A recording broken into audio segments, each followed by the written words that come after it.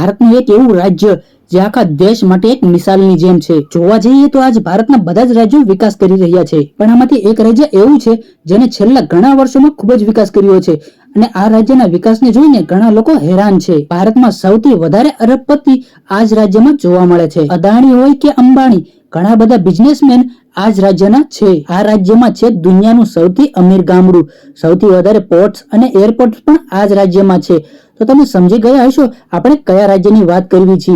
આપણે વાત કરવી છીએ વેપારીઓના રાજ્ય ગુજરાતની। ગુજરાત રાજ્ય પોતે જ એક ખાસ મિસાલ છે।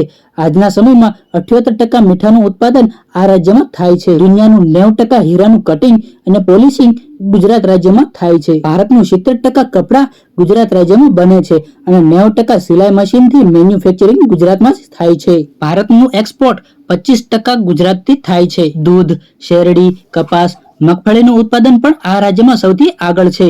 આ જ કારણથી ગુજરાત આજ ભારતનું સૌથી અમીર રાજ્યમાંનું એક રાજ્ય બની ગયું છે। પણ સવાલ એ થાય છે કે ગુજરાત આટલું બધું અમીર થયું કેવી રીતે? શું સરકારે ગુજરાતને અમીર બનાવ્યું છે કે પછી ગુજરાતી લોકોએ પોતાના દમ ઉપર અમીર બનાવ્યું છે? ગુજરાતને આટલું બધું અમીર બનાવવાનું કારણ શું છે? તો ચાલો આજના વિડીયોમાં ગુજરાત બાબતે થોડી ચર્ચા કરીએ। એના પહેલા વિડીયોને લાઈક કરી નાખો અને ચેનલને સબસ્ક્રાઇબ કરી નાખો। ગુજરાત રાજ્યની સ્થાપના 1 મે 1960માં થઈ હતી। આ દિવસે ગુજરાત રાજ્ય મહારાષ્ટ્રથી અલગ પડ્યું હતું। પણ જોવા જઈએ તો ગુજરાતનો ઇતિહાસ હજારો વર્ષો જૂનો છે। ગુજરાતમાં સિંધુ ઘાટી સભ્યતાના ઘણા બધા અવશેષો મળ્યા છે। ધોળાવીરા અને લોથલ જેવા શહેરોની જ્યારે ખોજ થઈ ત્યારે પણ જાણવા મળ્યું છે કે લગભગ 5500 વર્ષ પહેલા પણ લોકો ટ્રેડ કરતા હતા। એમ પણ કહી શકાય કે ગુજરાતીઓને બિઝનેસ કરવાનો હુનર વિરાસતમાં મળ્યો છે, કેમ કે ગુજરાતીઓના નસ નસમાં બિઝનેસ દોડે છે। કેમ કે એમનું માનવું છે કે કોઈની નોકરી કરવી એના કરતા નાનો મોટો ધંધો કરવો સારું, અને ધંધો કરવામાં એટલા હોશિયાર હોય છે કે નાના મોટા ધંધાને તે મોટી ઇન્ડસ્ટ્રી બનાવી દે છે। ભારતમાં સૌથી વધારે સમુદ્રી કિનારો ગુજરાત પાસે છે। ગુજરાતથી જ મિડલ ઈસ્ટ અને યુરોપના દેશોમાં મસાલા અને કોટનનો વેપાર થતો હતો। ગુજરાતના બંદરગાહોથી અંગ્રેજો ભારતથી લૂંટેલો સામાન બ્રિટન મોકલતા હતા।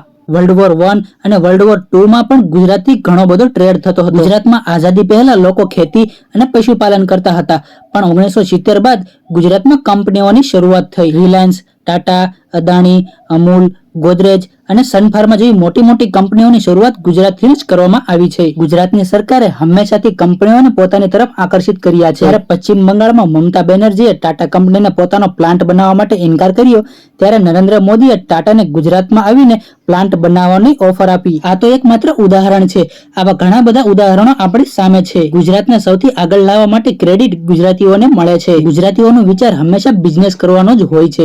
ગુજરાતીઓને નોકરી કરવી ગમતી જ નથી। પૈસા કમાવીને ક્યાં ઇન્વેસ્ટ કરવા અને આ પૈસાને કેવી રીતે ડબલ કરવા, 3 ગણા કરવા, 4 ગણા કરવા એવું જ વિચાર્યા કરે છે। ગુજરાતીઓ માટે કહેવામાં આવે છે કે પૈસા કમાવા માટે કોઈ પણ રસ્તો જવા નથી દેતા। આજ ઘણા બધા ગુજરાતીઓ બહાર દેશોમાં પણ બિઝનેસ કરે છે।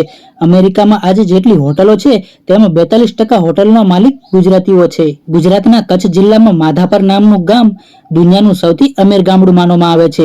આ ગામડામાં કુલ 17 બેંક છે। આ બધી જ બેંકને મળીને કુલ 7000 કરોડ રૂપિયા જમા છે। આ ગામડાઓમાં આજે સારો રોડ, સ્કૂલ, કોલેજ, હોસ્પિટલ અને આ ગામડાની ગણતરી સૌથી સારા ગામડા તરીકે કરવામાં આવે છે। આજ ગુજરાતનું દરેક શહેર અને જિલ્લો પોતાનું એક અલગ ઓળખાણ ધરાવે છે। અમદાવાદને મેન્ચેસ્ટર ઓફ ધ ઈસ્ટ કહેવાય છે, જ્યાં સુરતને ડાયમંડ સિટી તરીકે ઓળખવામાં આવે છે। આજે મોટા મોટા પ્રોજેક્ટ અને ડેવલપમેન્ટ પણ ગુજરાતમાં થાય છે। ખેતી કરવામાં પણ ગુજરાતીઓ પાછળ નથી। સરકારી આંકડા મુજબ ગુજરાતમાં એક વર્ષમાં લગભગ 38.55% લાખ ટન મગફળીનું ઉત્પાદન ગુજરાતમાં થાય છે। કપાસ અને એરંડાના ઉત્પાદનમાં પણ ગુજરાત સૌથી આગળ છે। તેના સિવાય ચોખા, બાજરી, તુવેર, ચણા, તલ, મકાઈ અને ઘઉંનું ઉત્પાદન પણ ગુજરાતમાં થાય છે। 40 થી 50 વર્ષનો ઇતિહાસ જોવા જઈએ તો મોટી મોટી કંપનીઓએ ગુજરાતમાં ઇન્વેસ્ટ કર્યું છે। તેના ઘણા બધા કારણો છે। ગુજરાતથી ઇમ્પોર્ટ એક્સપોર્ટ કરવું સૌથી સરળ છે। માત્ર ગુજરાતમાં 41 પોર્ટ છે।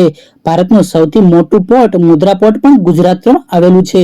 તેની સિવાય ભારતનું સૌથી વધારે એરપોર્ટ પણ ગુજરાત રાજ્યમાં છે।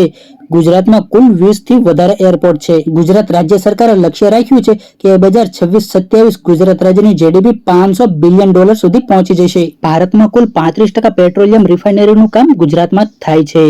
દવાઓ બનાવવામાં પણ ગુજરાત સૌથી આગળ વધતું જાય છે। એના સિવાય ગુજરાતમાં સૌથી મોટું ક્રિકેટ સ્ટેડિયમ, સૌથી મોટું એરપોર્ટ, સૌથી મોટી મૂર્તિ, ટાટાનું સૌથી મોટું સેમિકન્ડક્ટર ઇન્વેસ્ટમેન્ટ પ્લાન્ટ, એની સિવાય બીજું કાંઈ પણ બાકી રહી જતું હોય તો કોમેન્ટમાં જણાવો।